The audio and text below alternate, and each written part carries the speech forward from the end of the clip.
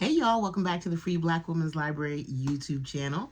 Thank you so much for clicking on this video. Thank you for liking this video. Please click that like button and thank you for subscribing. Thank you for subscribing to my channel. I appreciate all of you folks out there, the 1,150 people who have become subscribers.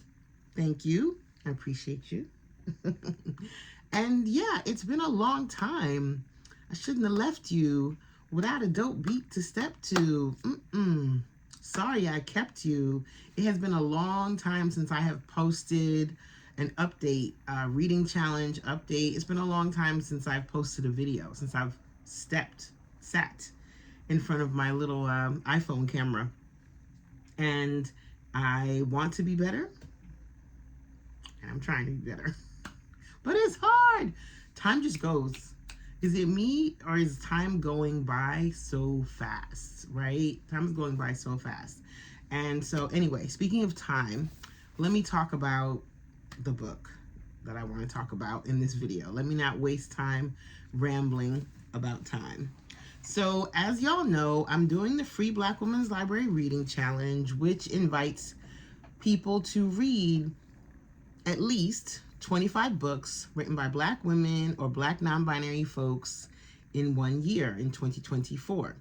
And I gave myself the additional challenge of shooting a video for every book that I read, right? And it's been a while since I posted a video, not because I haven't been reading, but because I've just been really busy. We've been having really amazing programs at the library, lots of public programs.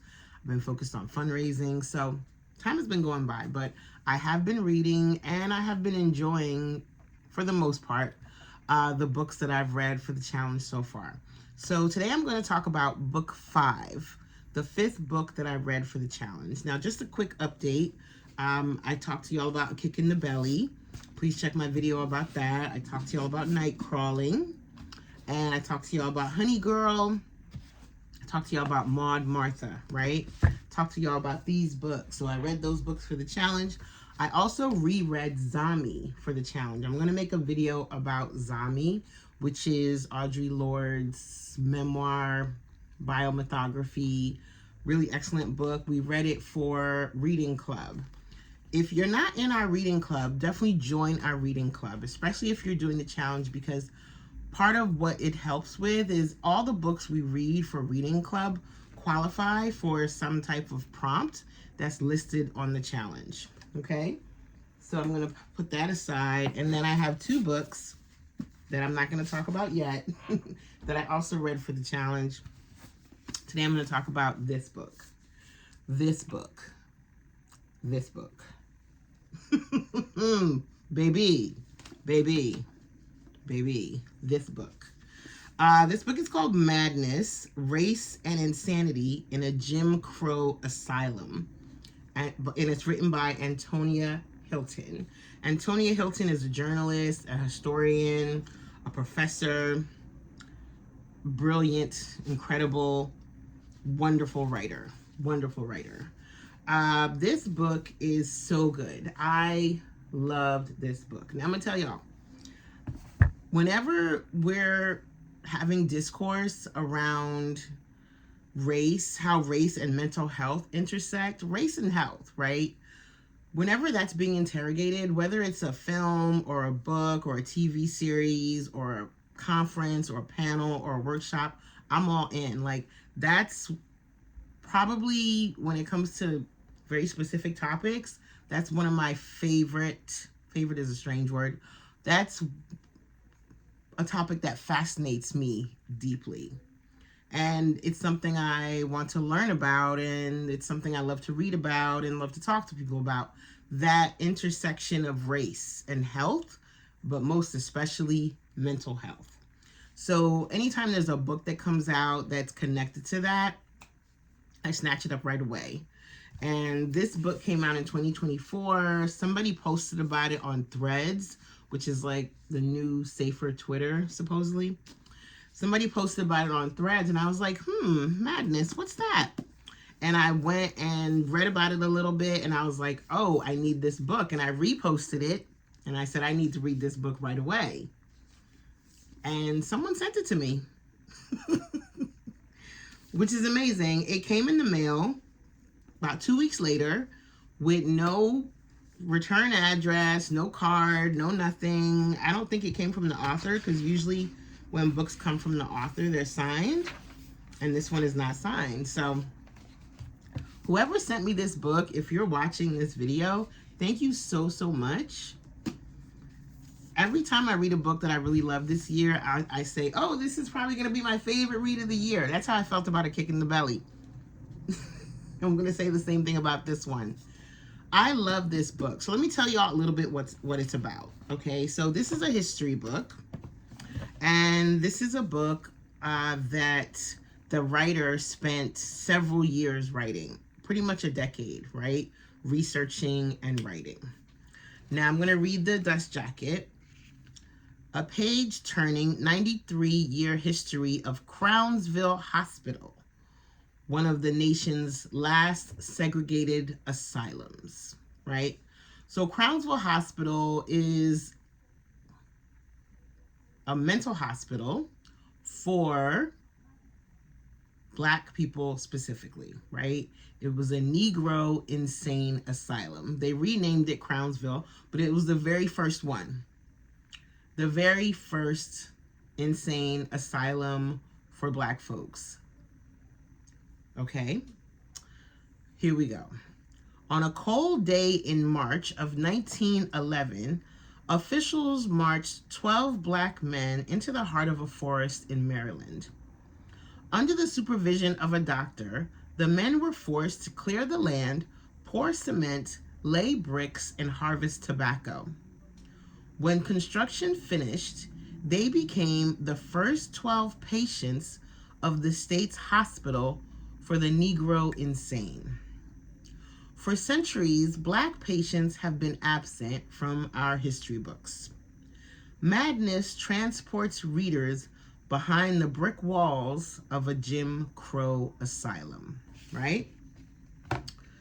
Peabody and Emmy award-winning journalist Antonia Hylton tells the 93-year history of Crownsville Hospital, one of the last segregated asylums with surviving records and a campus that still stands to this day in Arundel County, Maryland.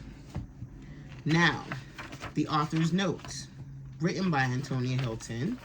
She talks about, and I love this, she says, this book is at its heart a celebration of oral history. It is an elevation of the collective memory, experience, and soul of a community in America.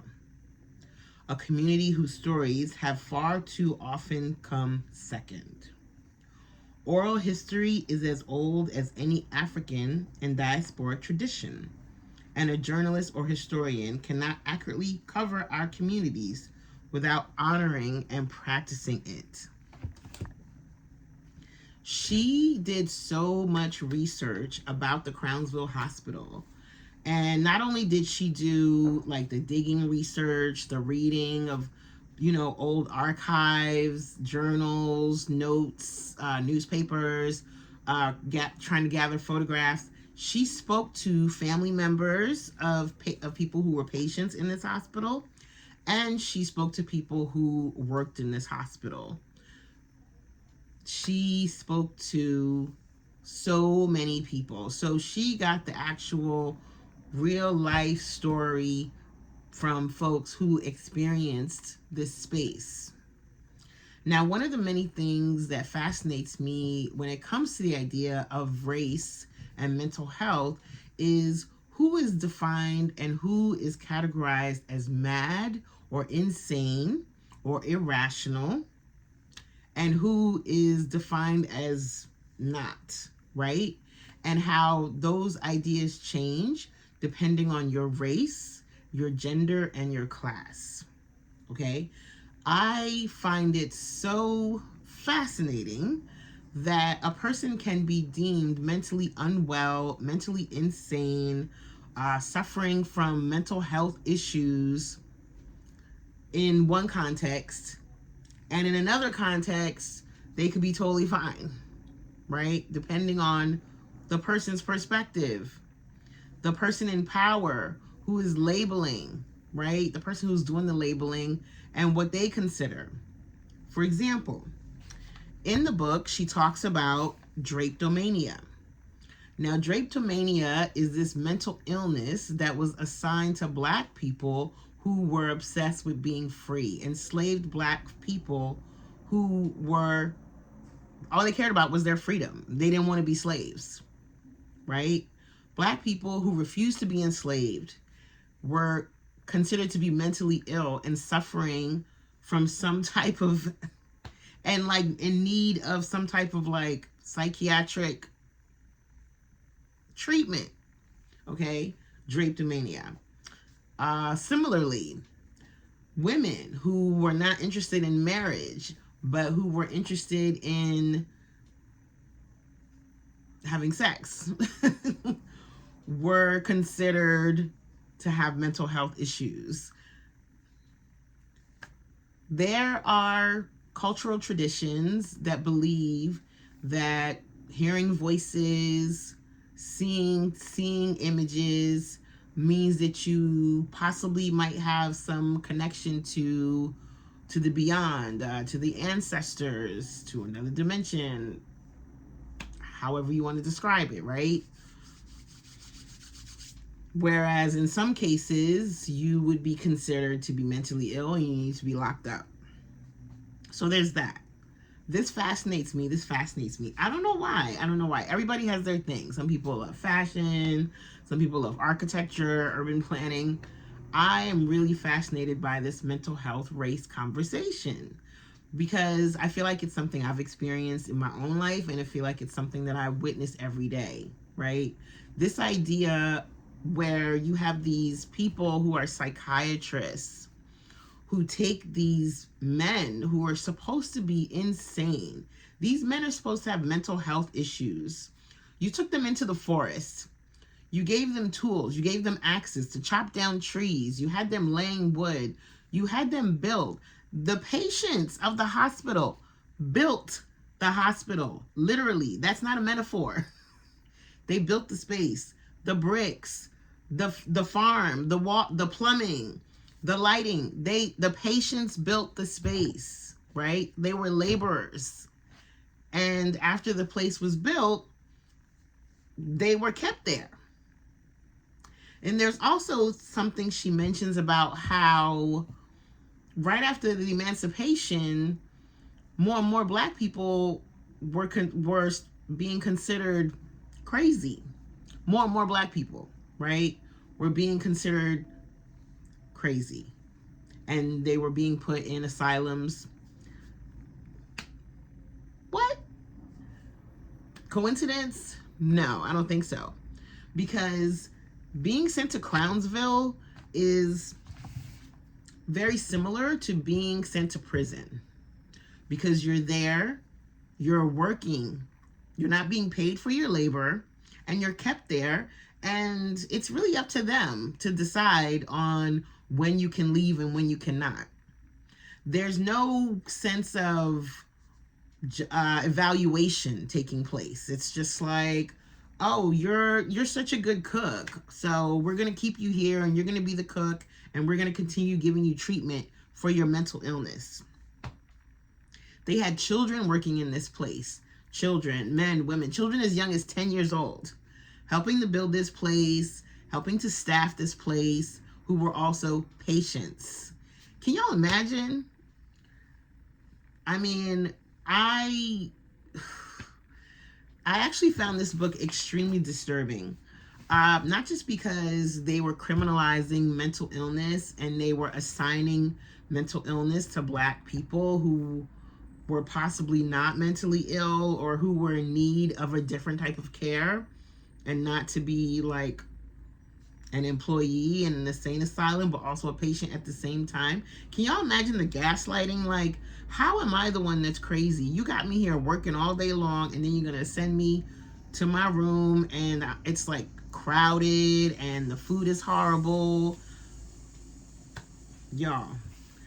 Not to mention the experiments and the savage, brutal treatment and how they used to like tie the patients down. They would strap them to chairs, not because they were violent, but because they wanted to just make sure that they were kept controlled. The lobotomies, the electric shock therapy, so many different things that they did to people at this place that were just like horrible. They kept people there for decades. There was the amount of people that died in this place. Like, it's not even, I don't know even know if she was able to gather enough records to really get an appropriate record of how many people died, but it was tons. It was like hundreds of folks who died in this place. They would just, it was the type of place where parents would use it as a threat to their kids. Like, if you don't act right, I'm gonna send you to Crownsville. It was the boogeyman. And there's this kind of, also this contradiction in a way that takes place where you have this place that is causing all this harm to Black folks, but it's also providing a livelihood to other Black folks who worked there, who were nurses and doctor's assistants, and not so much janitorial services, because the patients were doing that, but there were people from the town of Baltimore, from the surrounding area, who worked at Crownsville and tried to make life a little bit gentler for the patients that were there. So there's that. This book actually reminds me a lot of Wayward Lives, Beautiful Experiments by Saidiya Hartman, which is another one of my favorite books, an amazing history book. And it was an amazing, incredible read, but it was also a hard read because she gets graphic and she really tells the story about so many things that people go through. I don't know if it's possible to spoil a history book, but there are some really deep and intense details in here connected to the mental health system and the way it's run in this country, and the way people who are considered mentally ill are treated, and the fact that the idea of racialized violence is not considered when it comes to treating Black people, right? The idea that there was one year where over 200 people were lynched. So the constant threat of violence existed for Black people. Like, it was constant. You step on some person's toe, you could get lynched. You go to the store, look somebody in the eye, you get lynched. You talk back to someone, you don't cross the street, you get lynched. Like, it was just like a constant thing. Like, Black folks getting lynched, Black folks getting beaten, Black folks getting tortured, Black folks getting kidnapped. And this part of the country, even though the Emancipation Proclamation had been announced, there were still people practicing slavery. There were towns that were in charge of like whole ships that were coming in. Like, all these different factors she goes into to talk about, like, how during this time period, a Black person during this time period is basically just living with PTSD. If you're just living your life, like, you don't necessarily have had to go to war or experience some type of impact or harm to yourself or even someone you know, because there was just this constant threat of harm as a Black person. So there were some folks who their issues were PTSD, stress, anxiety. And then you have some folks where the issues are a little bit deeper. Maybe it's schizophrenia, maybe it's some type of psychosis, etc., etc. But they were all treated the same. They were all treated the same. This book is deep, y'all. This book is deep. I really, really enjoyed it. I did have to take a little break from it for a day because there's one chapter that goes into the really, some really serious thing that's done to patients in this space. And then I had to go back to it and finish it. And I appreciate that she covers such a wide range of time. She covers 93 years, right? She covers 93 years. She starts from when before the hospital's built, and she goes all the way through until it no longer exists. She talks to people about the patients that were there. She talks to the people who worked there. There are some people who worked there as like teenagers and then went to college and came back and worked there as like official nurses and mental health, assisting the patients.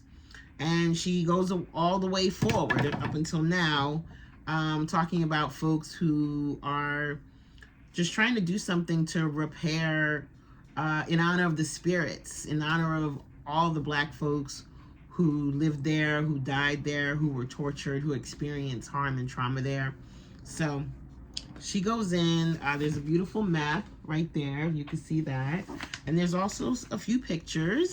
And like a true historian, she cites all her sources in the back. There's like 4 or 5 pages of sources back here. There's references. Like, I love me a Black woman historian. Were it not for all the books I've read written by Black women about history, not just Black history, but the history of America, I don't think I would have a good understanding of how this country came to be. Because I took history in high school, of course, and I think I took Western civilizations in college, but I never really knew history, y'all. I never really knew history until I became a full adult and started reading books like this. Books like Madness, books like Wayward Lives, books like A Kick in the Belly. Like all these different books that really show how this country came to be, right? They offer a really critical analysis around how communities develop, how social sciences begin, and the impact of racism, the impact of capitalism, the impact of power, not just on Black folks, but all races, right? Whether those in power, those not in power. So I never thought I'd become a big history fan, but I'm enjoying history. And I just want to show y'all this other book. So for those of y'all who also might be into this topic around like race and mental health, there's another book that I read about 2 years ago called How to Go Mad Without Losing Your Mind. And it's by Lamar Jarrell Bruce. Madness and Black Creativity, right? How to Go Mad Without Losing Your Mind. And then there's another book which I could not find, but it's called Mad Blackness, Black Madness. That's another book that I really love. So yeah, if you have any titles that you think I should check out as far as like this topic of the intersections of mental health and Blackness and history and creativity and survival, because sometimes being insane is a survival strategy. You know what I'm saying? Sometimes, like, I could ramble about this for a minute because I even told someone yesterday, like, the idea of being sane or, like, acting normal, being rational, it's tied to respectability, right? And Black folks reaching for respectability, aiming for respectability, trying to perform respectability, it feels like an exercise in utility, right? There was a woman at the library yesterday who was like talking to herself, and she was angry and she was pacing back and forth and she was so upset. She was like just ranting. And any other person might look at her and might say, oh, that woman is crazy. She looks crazy, right? But if you took the time to really notice and listen to what she was saying, which I did, she was complaining about the fact that the library was packed with women, with these nannies and their babies. There were like about 30 nannies there with these little babies in strollers, and they took up the whole front part. So anyone who wanted to sit up there couldn't sit because there were no spaces. So they weren't reading to the babies. They weren't talking to the babies. They were just sitting there, and the strollers were there, and they were just parked. And she was going back and forth like, all these babies in here, rah, rah, rah, rah, rah. She was mad. She was mad. And I was like, yeah, I can understand why she would be mad, because she wants to use the library and there's no space and these people are taking up space and it doesn't feel like they're really using the library. Is it appropriate? Maybe not. Is it madness? Is she crazy? No, no. And I've actually made it a point, after reading books like this and books like that, because I've been into this topic for a while, I've actually started to make it a point to not even use the word crazy anymore. And that's probably something I should have never done. But you live and you learn, right? So, because it is subjective, and this is a leap that I'm still investigating within myself and still investigating through reading and research, but it's kind of like anti-Black. Because the idea of you wanting me to be sane in a world that's set up, like Lucille Clifton says, to kill me, in a world where I'm dealing with psychic violence, racist violence, colorism, fat phobia every 5 seconds, in a world where I'm cash poor and my ceiling is about to come down, and you expect me to be logical and rational and like act normal, that's a lot. That's a lot of labor that you're expecting of me, right? So if I choose to act out, I would say I have a right to act out. There's a few mentions in here about women who, not just women, but victims of police brutality who were killed because they were in crisis at the time and the police didn't recognize that they were in crisis, or maybe they did and they didn't care. There was a woman named Debbie Donner.